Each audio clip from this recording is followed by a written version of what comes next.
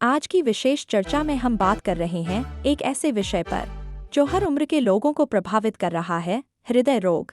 आखिर क्यों तेजी से बढ़ रहे हैं दिल से जुड़ी बीमारियां? क्या शुरुआती संकेतों को नजरअंदाज करना बन सकता है जानलेवा? और क्या बच्चों में भी हृदय रोग एक गंभीर चिंता बनता जा रहा है?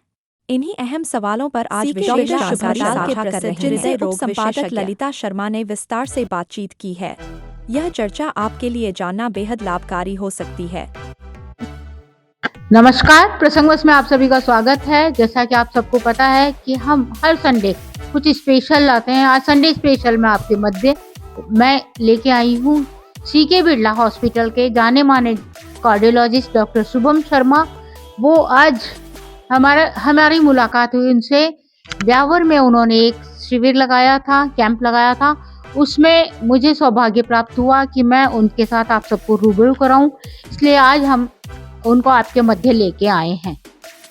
कुछ बातें आपसे जाननी है, जैसे कि लोगों तक पहुंचे और लोग अवेयर रहे इस चीज के लिए, क्योंकि आज के जमाने में बड़ी दिक्कत आ रही है।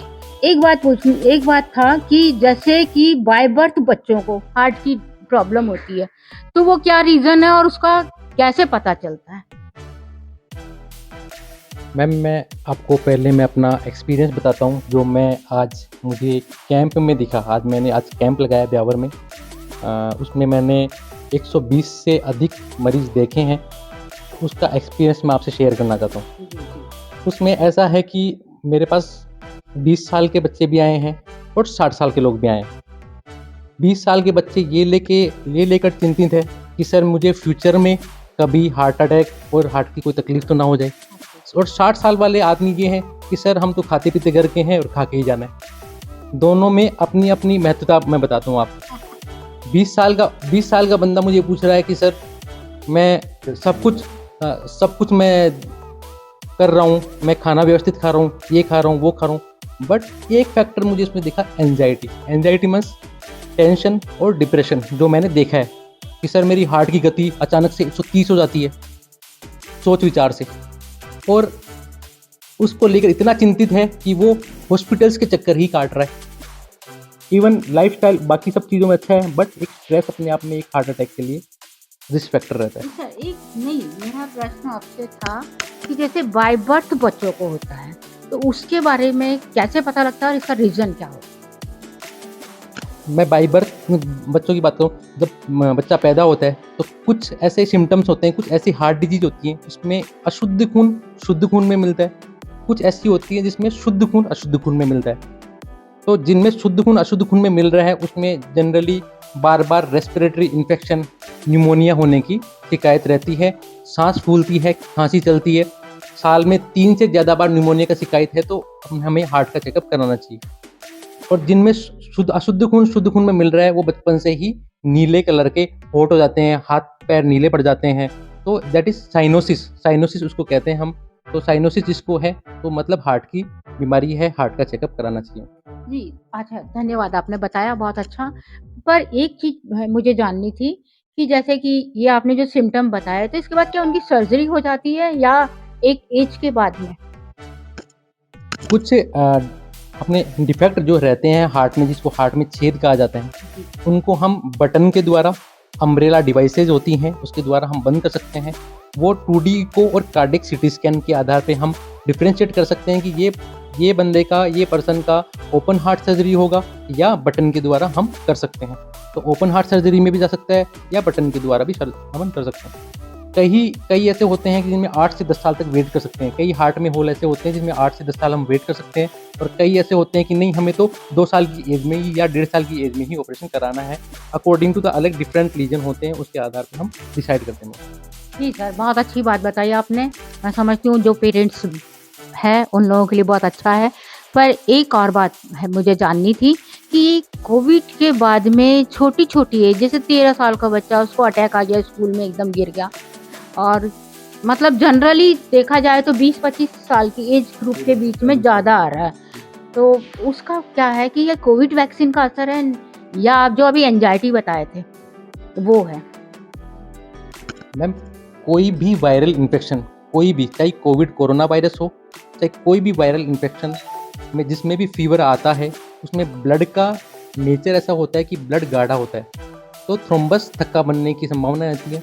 वो अगर हार्ट की नसों में चला जाता है तो उसको हार्ट अटैक हो जाता है। ऐसे ही कोविड का जो वैक्सीनेशन होता है वो लाइव एटेन्यूटेड होता है, मतलब वो एक वायरस के पार्टिकल से ही बनाया जाता है। उसमें भी ब्लड को गाढ़ा करने की प्रवृत्ति रहती है। वो अगर हार्ट की नसों में अटक गया, कोई थक्का बना, वो हार्ट की नसों में अटक गया तो हार्ट अटैक हो सकता है उससे। तो वो ओनली कोविड के वैक्सीनेशन से नहीं होता, वो कोई भी वायरल इन्फेक्शन और कोई भी लाइव एटेन्यूटेड वायरस से बनाया हुआ वैक्सीन है, किसी से भी हो सकता है वो। यू मीन कि जैसे कि कोई भी वैक्सीन हो, हाँ। उससे, खाली कोविड से नहीं। अच्छा सर, ये एक चीज और पूछनी थी कि सर्दियों के सीजन में ज्यादा अटैक्स आते हैं, तो ये रीजन इसका? मोर ऑफ अपना कोर बॉडी टेम्परेचर बाहर के जो टेम्परेचर से डिफरेंट रहता है, तो सडन एक्सपोजर ऑफ विंटर, उससे हार्ट की जो नसें हैं वो सिकुड़ जाती हैं, उसकी वजह से हार्ट अटैक आ जाता है। जी सर, एक और चीज़ थी, जैसे कि हम लोग कोई सर्जरी हो रही है, उससे पहले सारा चेकअप होता है, इको वगैरह सब कुछ होता है, देन सब कुछ नॉर्मल चलते हुए एकदम से सर्जरी टेबल पे पेशेंट का ब्लड प्रेशर हाई होता है और वो कोमे में चला जाता है या हार्ट फेल हो जाता है, उसका क्या?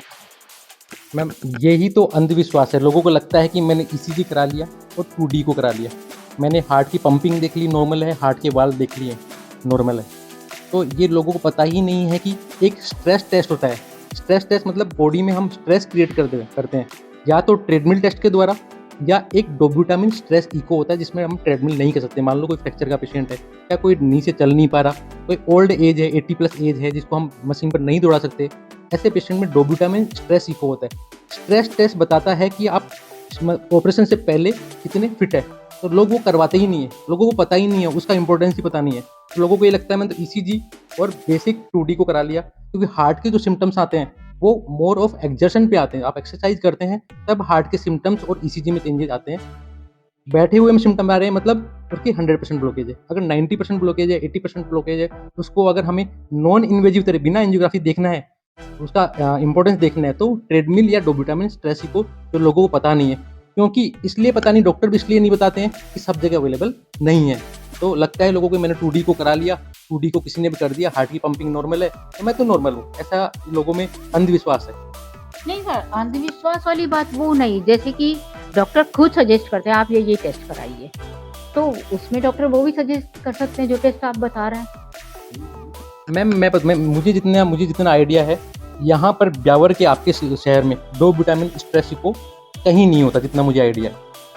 तो लोगों को क्या लगता है 2D को कराओ और हम ये कर देंगे। नो सर, जैसे कि मैंने देखा है कि बड़ी सिटी में भी कई लोग ऑपरेशन टेबल पे एकदम से कोमे में चले जाते हैं, ऑपरेशन होते हुए एकदम से उनका बढ़ जाता है, बीपी शूट आउट होता है और वो कोमे में चले जाते हैं। वो मैं कि बड़ी सिटीज में तो सारे टेस्ट होते ही हैं, उसका रीजन क्या होता है? मैम, ओनली हार्ट अटैक आना ऑन टेबल वही एक रीजन नहीं होता। Local complication, surgery related complication, blood loss से हाइपोटेंशन होना, बीपी कम होना, ये भी अपने आप में एक फीचर है कि हार्ट पर सिम्टम्स डाल रहे हैं। जी सर, ये आपने अच्छा बताया। अच्छा, एक और मुझे जानना था आपसे कि जैसे कि आजकल यंग जनरेशन है, बहुत स्ट्रेस में चलती है और मैं समझती हूँ बड़े भी स्ट्रेस में रहते हैं, जैसे आपके साथ नवीन जी बैठे हैं, आई थिंक ये भी स्ट्रेस में ही रहते होंगे, तो उसके लिए हमें क्या करना चाहिए? यंग जनरेशन में 3 रीजन जो मैं बताना चाहूँगा, जो बहुत इम्पोर्टेंट है, जिनमें हम कहते हैं, जो हम देखते हैं हार्ट अटैक करके पेशेंट आए, जिनमें क्या कॉमन हमें फीचर मिलता है। सबसे पहला चीज़ मिलता है स्मोकिंग या कोई अदर नशा। दूसरा मुझे मिलता है डायबिटीज़, या तो फैमिली हिस्ट्री से या पुअर डाइटरी हैबिट से उसको डायबिटीज़ हो रखी है। तीसरा होता है डिप्रेशन, जिससे वो टेंशन में रहता है। एक और रिस्क फैक्टर है कि पुअर स्लीप हैबिट्स, कि हाँ, रात भर जगते हैं। एक मेरे पास पेशेंट आया था, यंग पेशेंट, हार्ट अटैक लेकर आया था, 35 ईयर्स। तो उसमें पूछा मैंने कि आपके क्या ऐसा सिम्टम्स है, तो कुछ भी नहीं बताया। लास्ट में मुझे पता लगा नहीं, वो तो यूएस मार्केट में काम करता है। तो उसका स्लीप साइकिल जो था वो रिवर्स था, वो नाइट में जगता था, दिन में सोता था। तो नींद प्रॉपर नहीं लेना भी अपने आप में हार्ट अटैक का एक कारण बन सकता है। तो ये 4 फैक्टर बहुत इंपॉर्टेंट है। तो सबसे पहले मैं स्मोकिंग पर मैं बोलना चाहूँगा, स्मोकिंग या कोई भी तरह का नशा है वो ना करें, जो यंग जनरेशन में दिखता है। ये बात तो बिल्कुल सही है कि यंग जनरेशन क्या, मैं समझती हूँ एवरी पर्सन को कोई स्मोकिंग एंड कोई नशा ना करें, ज़्यादा अच्छा है। सर, आप इसके लिए हमें कुछ सजेशन देंगे कि जैसे कि हम अटैक का जो सिम्पटम होते हैं, जैसे कई लोगों को एकदम सडनली आया तो कोई सिम्पटम पहले से तो होता होगा, उसके बारे में कुछ बताएँ? मैम लोग ओनली चेस्ट में छाती में दर्द होना ही हार्ट का सिम्टम्स नहीं होता। इसके अलावा लोगों को घबराहट होना, ये हड्डी जो बोन है जिसको स्टर्नम कहते हैं उसके पीछे बर्निंग सेंसेशन होना, थोड़ा भी चलने पर सांस फूलना, चेस्ट का दर्द हाथ में आना, चेस्ट का दर्द बैक में जाना, इवन चेस्ट का दर्द जबड़े तक और नीचे नाभि तक भी हार्ट अटैक का दर्द जा सकता है। तो लोगों को क्या लगता है कि नहीं मुझे तो गैस हो रही है। पेशेंट को कई बार पता होता है कि नहीं सर मैंने तो इनो पी ली, मुझे आराम मिला, फिर वापस हो गया थोड़ी देर, फिर मैंने इनो पी ली, फिर हो गया। एक पेशेंट आया कि सर मैंने लिम्का पी ली। तो ये सब पेशेंट को सिम्टम्स पहले ही आ जाते हैं, बट पेशेंट इग्नोर करता है। नहीं सर, जैसे कि एसिडिटी भी एक सिम्पटम यही वाला है ना? बर्निंग सेंसेशन जो बताया वो हाँ। एसिडिटी लगता है पेशेंट को और वो इनो की लेता रहता है बार बार। यस, हाँ, यस, यस। तो वो इस सिम्टम्स में हमें जाकर एक बार ब्लड प्रेशर चेक कराना है हाँ जी, हाँ और जाकर एक ईसीजी करानी है, जो प्राइमरी मुझे लगता है कि आसपास में कहीं अवेलेबल हो जाती है। हाँ। ये बेसिक जांच है और आसपास में फिजिशियन को दिखा लें और उनको लगता है कि नहीं ये तो हार्ट अटैक है तो आप रेफर कर सकते हैं आप। सर, एक तो आज आपने कैंप जो लगाया था, उसका एक्सपीरियंस मुझे बताएँ और दूसरा कि आपके पास भी कई कॉम्प्लिकेशंस आए होंगे, तो उसके बारे में थोड़ा डिटेल बताएँ? मैम सबसे पहले मैंने आज जो कैंप किया उसमें मैंने 120 से ज़्यादा पेशेंट देखे। उसमें 20 साल से लेके 70 साल, 80 साल, 85 ईयर्स के पेशेंट आए हैं मेरे पास। उनमें से सबसे ज़्यादा है यहाँ पर जो मुझे ब्यावर के लोगों में देखा गया वो है पुअर डाइटरी हैबिट्स। सब लोग डेली की कचौरी, समोसे ये कॉमन है और पूछने पर बोलते हैं कि सर ब्यावर में तो सब में मिलेंगे, हमारी कास्ट में तो सब में मिलेंगे। ये सब लोगों का जवाब था। मतलब कोई भी डाइटरी हैबिट्स को कंट्रोल करना ही नहीं चाहता। सर कोई नहीं कोलेस्ट्रॉल की गोली खा लेंगे। तो अवेयरनेस जो है मुझे लगता है लोगों में कमी है, तो मैं अवेयरनेस पर बात करूँगा। दूसरा हमारे पास डिफरेंट तरह के केसेज़ आते हैं, उसमें हम सारे प्रकार के जो बच्चों के हार्ट में जो होल होते हैं, उनको डिवाइस के द्वारा क्लोज़ कर रहे हैं। सारे प्रकार की कॉम्प्लेक्स ब्लॉकेजेस को ट्रीट करने के लिए कैल्शियम तोड़ने की मशीन आती है, रोटा रहता है। इंट्रावेस्कुलर अल्ट्रासाउंड द्वारा हम रोटा डाल के स्टंटिंग वाला काम कर रहे हैं। सारे तरह के पेसमेकर कर रहे हैं। सारी तरह के डिवाइस जो होती है, जो हार्ट की गति को रोकती हैं, वो भी हम कर रहे हैं। अभी रिसेंटली मैंने एक केस किया है जिसमें transcatheter aortic valve replacement किया है, जिसमें हमने नस के द्वारा ही हार्ट का वाल्व आर्टिक वाल्व चेंज किया है, जिससे मरीज को हॉस्पिटल स्टे 2 दिन का था।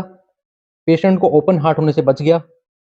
इजीली मोबाइल आराम से घूम फिर रहा है और ना कुछ ज़्यादा खून पतला करने की गोली चल रही है।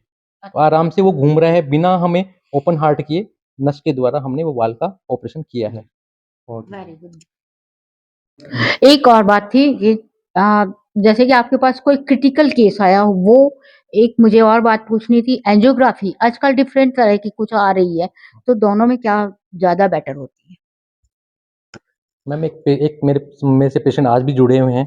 आज से 2 साल पहले मेरे पास सीके बिरला में आए थे। उसमें क्या हुआ था आते ही वो बेहोशी कंडीशन में ही आए थे। साथ-साथ में हार्ट की गति भी 200, 250 जिसमें हार्ट इफेक्टिवली पंप नहीं कर पाता। ब्लड प्रेशर 40/30 जो बहुत कम होता है, जो सर्वाइवल के लिए नहीं होता है। रिश्तेदारों को हाई रिस्क बताया। रिश्तेदार बहुत ही एजुकेटेड थे। उन्होंने कहा डॉक्टर साहब जो करना है करो, मरीज बचना चाहिए। आप कोशिश करो बाकी ऊपर वाले के हाथ में है। ये उनकी वाइफ के स्टेटमेंट थे। मैंने लिया कैथ लैब में, जो भी पंप इंट्रा अortic बलून पंप होता है वो लगा के एंजियोप्लास्टी करी। मरीज की जान बच गई और 3 दिन बाद में उनको हॉस्पिटल से डिस्चार्ज कर लिया। जब इंटरेस्टिंग बात बताऊँगा, जस्ट अगली बार जब वो दिखाने आए 7 दिन बाद, तो उन्होंने बहुत इंटरेस्टिंग बात बताई कि सर इससे 1 साल पहले सेम डेट को उनकी फादर को सेम चीज़ से डेथ हुई। अच्छा। तो वो मुझे सुन के बहुत ही ऐसा अचंभा लगा कि सेम डेट को उनको हुआ, सेम डेट को तो फैमिली हिस्ट्री थी उनकी। तो उनके फादर को अटैक हुआ तब हमारे पास इतनी सुविधा थी नहीं, हम हॉस्पिटल नहीं जा पाए, तो टाइमली हॉस्पिटल पहुँचना भी अपने आप में इम्पोर्टेंट जी, जी, बिल्कुल है। सही बोला आपने कि टाइमली पहुँचे एंड अवॉइड ना करें कोई चीज़ को, आप इग्नोर ना करें। सर एक मतलब और पूछना था मुझे आपसे कि आप आज की जनरेशन को क्या कहना चाहेंगे? मैम सबसे पहले हेल्दी माइंड, मतलब स्ट्रेस लेवल इतना ज़्यादा हो चुका, काम के अलावा फैमिली प्रेशर इतना होता है कि घर जाते ही ये स्ट्रेस रहेगा, बच्चों का ये स्ट्रेस रहेगा, तो वो स्ट्रेस कम करें। जो वर्क आउटपुट भी इससे थोड़ा कम होता है, तो वर्क आउटपुट की तरफ ज़्यादा ध्यान दें, सबसे पहली चीज़। दूसरी चीज़ एडिक्शन, नशा किसी भी तरह का नशा ना करें। खाने-पीने में हरी सब्जियाँ और साथ में फल-फ्रूट्स का सेवन करें। जो भी ये जंक फूड्स हैं, फ्राइड फूड्स हैं, पिज़्ज़ा, समोसा, कचौरी, अचार, ये सबको अवॉइड करें। जी, आपने बहुत अच्छा सुझाव डाला, पर जहाँ तक मैं समझती हूँ हर इंसान जानता है इस चीज़ को कि ये चीज़ गलत है, फिर भी उस चीज़ को वो लेकर के चलता है और पता नहीं टेस्ट के पीछे क्यों लोग इतने पागल हैं कि वो उस चीज़ को छोड़ना नहीं चाहते हैं और नशे में भी इंसान जो एक बार अंदर घुस गया वो बाहर नहीं आता है। सर आपका बहुत-बहुत धन्यवाद आप हमारे प्रोग्राम में आए और आपने हमें अपना कीमती समय दिया। आपका बहुत-बहुत धन्यवाद। मैम आपका भी बहुत-बहुत धन्यवाद, आपने इनवाइट किया बहुत-बहुत। आज के प्रसंग बस को हम यहीं विराम देते हैं, फिर हम किसी नए प्रसंग के साथ में आपके साथ में उपस्थित होंगे, तब तक के लिए नमस्कार।